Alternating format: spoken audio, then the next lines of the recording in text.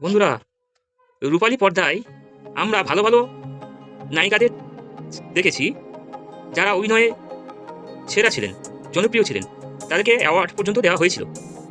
তো তারা কিন্তু প্রফেশনালি আর্টিস্ট, অর্থাৎ তারা ফিল্ম জগতে একজন রত্নাকর।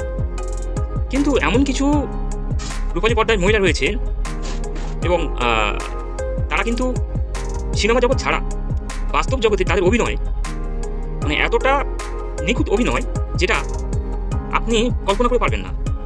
যে রূপালী নায়িকা তৃণমূল আমলে ভালো ভালো ভাষণ দিয়েছিলেন, মানুষকে মন জয় করেছিলেন,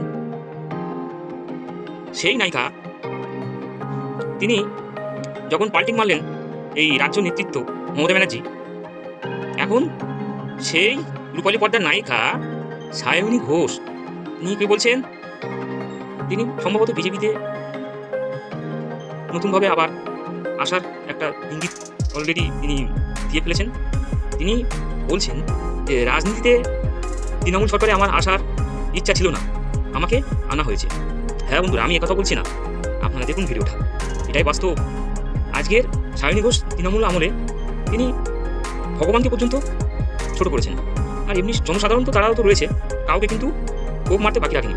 আজকে সেই সায়নী ঘোষ সে নাকি বিজেপিতে আবার আসার চিন্তাভাবনা নিয়েই ফেলেছেন। তো আপনারা বলুন, কমেন্ট করে জানান, আজকের এই সায়নী ঘোষ এনাকে ওয়েলকাম বিজেপি প্ল্যাটফর্মে, নাকি এনাকে কোনো রকমে বহিষ্কার করা হবে যদি প্রস্তাব রাখে, সেটা আপনার কমেন্টে জানান। জয় শ্রীরাম।